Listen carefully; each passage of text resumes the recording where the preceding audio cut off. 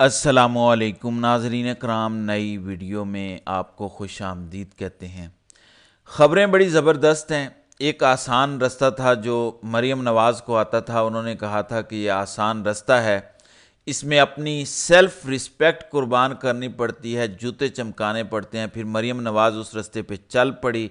मरीम नवाज़ का बाप तो हमेशा से ही उस रास्ते का मुसाफिर था और मरीम नवाज़ को उस रास्ते का ऐसा चस्का पड़ा कि उस रास्ते पर अब वो तेज़ गाम से भी तेज़ भाग रही है। लेकिन एक रास्ता इमरान खान की अहलिया जो गैर सियासी हैं, बुशरा बीबी, उन्होंने भी चुना है।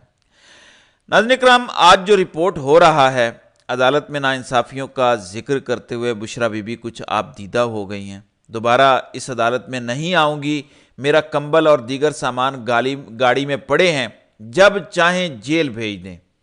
एक है आसान रास्ता, GHQ के गेट नंबर 4 पे जाओ, सजदा करना है वहाँ पे, जाली खुदाओं को सजदा कर दिया तो आपके लिए ज़मीन के ख़जाने खोल दिए जाएंगे। एक रास्ता मरियम ने चुना और एक रास्ता बुशरा बीबी के सामने भी रखा गया, लेकिन बुशरा बीबी अपने बिस्तर, अपना कंबल, अपना सब कुछ लेके बैग तैयार करके जेल आती है कि कुछ भी कर लो डील नहीं होगी। ये एक गैर सियासी खातून की सोच है। इमरान खान ने भी जेल से कहा है कि किसी किस्म की कोई डील नहीं होगी, मिलिट्री कैद हो, जो मर्जी हो, जो करना है कर लें, मेरे साथ जानवरों से बदतर सलूक कर रहे हैं, ये इमरान खान ने कहा है। आपको पता है कि नारे लगा करते थे इमरान खान हमारी रेड लाइन है। मैं आपको पढ़कर बताता हूं कि खान ने क्या कहा। कहते हैं, मुझे जिस तरह पिंजरे में कैद रखा गया है और ज़हनी अजियत दी गई है वो इंतहाई शर्मनाक है। इन्होंने मेरे साथ जानवर से भी बदतर सलूक किया है, लेकिन मैं ना झुकूंगा और ना एक इंच भी पीछे हटूंगा। मैं अपने लोगों के लिए आखिरी दम तक लड़ता रहूंगा। हुकूमत अपनी साख खो चुकी है और मईशत को संभाल नहीं सकती। आज़ाद अदलिया ही कानून की हुक्मरानी की ज़ामिन है। आज़ाद अदलिया से ही कानून की हुक्मरानी कायम हो सकती है। किसी किस्म का कोई सौदा नहीं होगा। हम कानून की हुक्मरानी के लिए अपना एहतजाज जारी रखेंगे। हम 26वीं आईनी तरमीम को कबूल नहीं करते। जिन्होंने इसे वोट दिया उन्होंने गद्दारी की। मैं 12 से 14 घंटे बिजली के बगैर तारीक कमरे में गुजारता हूँ, लेकिन मैं अपने उसूलों पर कभी समझौता नहीं करूँगा और ना ही अपने मौक़िफ़ से पीछे हटूँगा। वो मुझे तोड़ नहीं सकते और कोई डील नहीं होगी। मैं साबित कदम हूँ और मैं चाहता हूँ कि मेरे लोग भी साबित कदम रहें। मिलिट्री कोर्ट में ले जाओ, जहां ले जाओ, जो मर्जी कर लो, एक कदम पीछे नहीं हटूंगा। ये इमरान खान का वाज़े और दो टोक पैगाम है कंपनी के लिए। तो एक तरफ इमरान खान है, उनकी एहलियां हैं, और एक तरफ मरियम नवाज़ और नवाज़ शरीफ का रास्ता है। मेरी कौम जानती है कि इज़्ज़त वाला रास्ता कौन सा है और इज़्ज़त वाली ज़िंदगी या मौत का रास्ता कौन चुन रहा है और ज़िल्लत वाली ज़िंदगी किसने चुनी है। यानी जब आप हुक्मरान बन के भी जलील हो रहे हों, खुली सड़कों पे ना जा सकें, लंदन को एंजॉय ना कर सकें, यूरोप एंजॉय ना कर सकें, अमेरिका एंजॉय ना कर सकें, फ़ायदा क्या ऐसी दौलत का, ऐसे पैसे का। आप घूमना चाहें तो आप कहीं मज़े से हॉलीडे ना मना सकें, किसी होटल में सुकून ना हो आपको, ये भी कोई ज़िंदगी है। अब आते हैं इस पर जिससे पाकिस्तान के मुस्तकबिल का तयन होना है, और वो है आइनी बेंच। नाज़रीन इकराम, आइनी बेंच 5 जजेस पर मुश्तमिल होगा। जो अब तक की इत्तलाआत हैं, ये चेंज भी हो सकती है शायद। आइनी बेंच में जिस किस्म के जजेस होंगे वो तय कर देंगे कि पाकिस्तान का मुस्तकबिल क्या होना है। इसके लिए हुकूमत के पास 6 तो नंबर कन्फर्म हैं। कंपनी कह रही है हुकूमत के पास मज़ीद 2 नंबर्स भी हैं। टोटल जुडिशल कमीशन 13 पर मुश्तमिल है, लेकिन क्योंकि एक जज अभी नहीं लगा तो 12 मेंबर्स हैं, जिसमें 2 तो PTI के होंगे, जिसमें जस्टिस मुनीब अख्तर, मंसूर अली शाह, या आफरीदी और अमीनुद्दीन खान होंगे। अब अमीनुद्दीन खान का वोट तो हुकूमत को जाएगा, तो ऑलरेडी इनके 7 नंबर हो जाएंगे। फिर अटॉर्नी जनरल हो जाएं, वज़ीर कानून, मतलब जो भी जुडिशल कमीशन का हिस्सा बनते हैं। बार कौंसिल ने जो मेंबर नॉमिनेट किया, जो आपके स्पीकर ने किया, ये सारे मिला के इनके वोट अक्सरियत में हैं। सिर्फ देखना यह है कि या आफरीदी किस साइड पे खड़े होते हैं। क्या या आफरीदी हुकूमत के खिलाफ खड़े होंगे और कोशिश करेंगे कि सीनियर तरीन सुप्रीम कोर्ट के जजेस ही आइनी बेंच का हिस्सा बने, और फिर क्या हुकूमत ये रिस्क लेगी कि 3 साल जिस बंदे ने चीफ जस्टिस रहना है, जितना मर्जी कमज़ोर कर लें, कुछ ताकत तो उनके पास फिर भी रहेगी कि हम उससे पंगा लें, उससे बिगाड़ लें, जिसे खुद लगाया है। نواز شریف کی تو ہسٹری رہی ہے کہ وہ اکثر آرمی چیفز کو خود لگاتا اور اس سے خود بگاڑ لیتا تھا۔ ثاقب نثار جس کے ساتھ 90 کی دہائی میں اس کا بہترین رشتہ تھا، جب وہ چیف جسٹس بنا تو اس سے سینگ پھنسا لیے۔ تو یہ تو ہسٹری رہی ہے اس جماعت کی کہ جس کو یہ لگاتے ہیں بعد میں اسی سے لڑنا شروع کر دیتے ہیں۔ تو ایسی صورتحال میں کم از کم میں سمجھتا ہوں کہ یحییٰ آفریدی کا کردار ہمارے سامنے آ جائے گا۔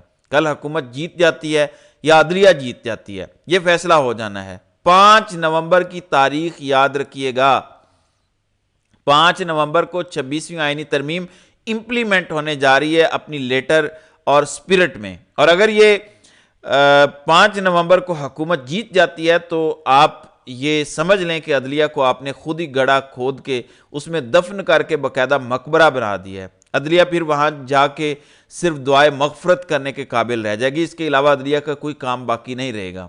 آج منصور علی شاہ نے کوئی اضافی بل کسی کا آیا، کیونکہ سپریم کورٹ کی تو یہ حیثیت رہ گئی ہے کہ کسی کا بل دیکھ لیا، کسی کا مرغی چوری وغیرہ کا کیس دیکھ لیا، تو انہوں نے کہا کہ کوئی ایک آدھ کیس ہمارے پاس رہنے دے، سارے کیس تو آئینی بینچ کی طرف نہ بھیجیں۔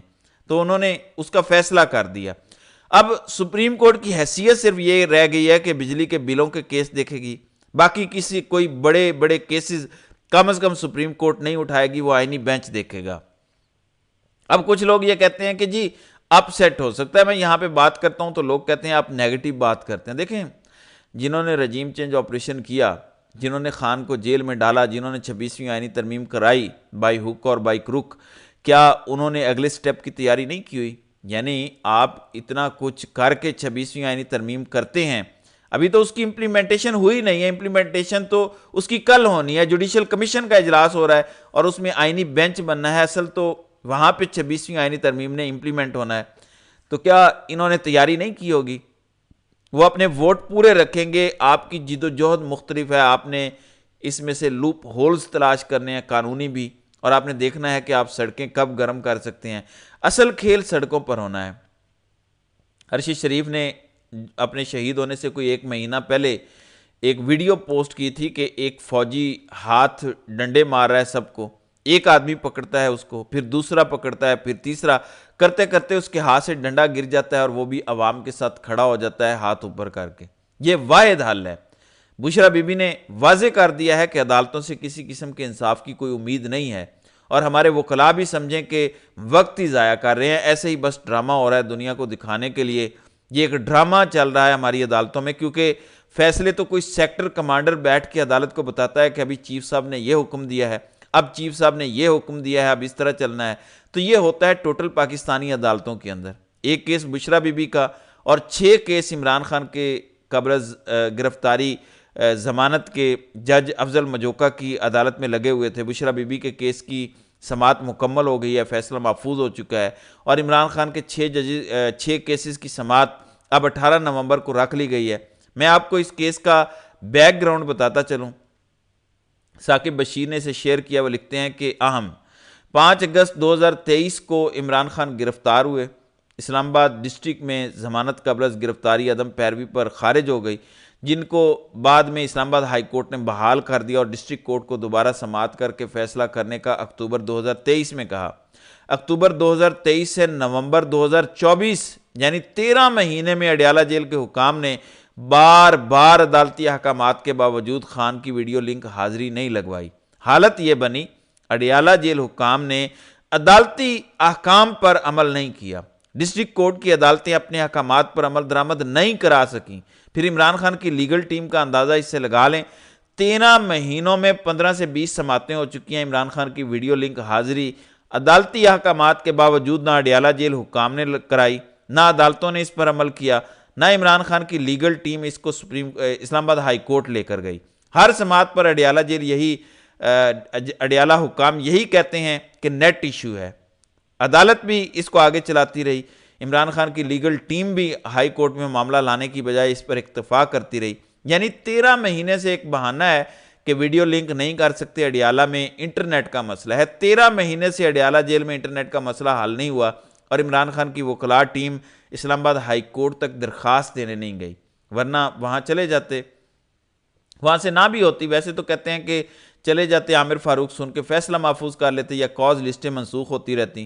سو یہ پریشان کن حالت ہے کہ عامر فاروق دبا کے بیٹھ جاتا ہے ہر اس کیس کو جس میں وہ سنگل بینچ میں بیٹھتا ہے, اور ایسے کیسز سنگل بینچ ہی سنتے ہیں. تو ایک فائن لائن ہے کہ کیا وکلاء ٹیم نے سستی دکھائی ہے, کیونکہ 13 ماہ بہت بڑا عرصہ ہوتا ہے. لیکن چلیں اب یہ معاملات چل پڑے ہیں, 18 تاریخ کو اب ڈیٹ لگ گئی ہے, اور اگر یہاں پہ فیصلہ نہیں ہوتا تو پھر تو ڈیفینیٹلی آپ کو اسلام آباد ہائی کورٹ جانا چاہیے, کیونکہ چیف جسٹس کی تبدیلی کے بعد کوئی تھوڑی بہت تبدیلی آئی ہوگی.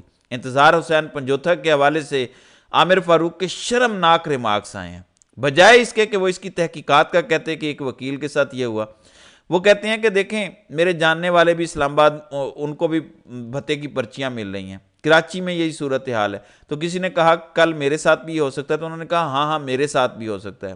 عامر فاروق کہتے ہیں کہ میں بھی کس دن اغوا ہو جاؤں گا. تو یہ صورتحال ہے اس ملک کا. چیف جسٹس کہہ رہا ہے کہ میں بھی کس دن اغوا ہو جاؤں گا, مطلب میں کچھ کر نہیں سکتا, جاؤ گھر. تو جب ایسا نظام ہو تو اس کے خلاف جد و جہد فرض ہے, اور یہی فرض جو ہے وہ آپ نے ادا کرنا ہے. اب 18 نومبر تک یہ لے گئے ہیں, کیونکہ ٹرمپ کا جو ہے وہ الیکشن ہے, اور اس کے نتائج جو ہے وہ واضح ہو جائیں گے کہ کون جیتا کون ہارا. اور میں تو کل کے دن کو ہی فیصلہ کن کہتا ہوں, کیونکہ کل کا دن پاکستان میں 26ویں آئینی ترمیم کو امپلیمنٹ کرے گا, اور کل کے دن ہی امریکہ میں الیکشن ہو رہے ہیں. یہ دونوں ڈیولپمنٹس بہت اہم ہیں, اور اگلی ویڈیو پر میں ان پر تفصیلاً بات بھی کروں گا کہ اس کے کیا اثرات مرتب ہونے جا رہے ہیں. بہرحال دیکھتے ہیں کہ آگے آگے ہوتا ہے کیا. تو ناظرین کرام, آپ کی اس ویڈیو کے حوالے سے کیا رائے ہے؟ آپ اپنی رائے کا اظہار کامنٹ سیکشن میں ضرور کیجیے گا.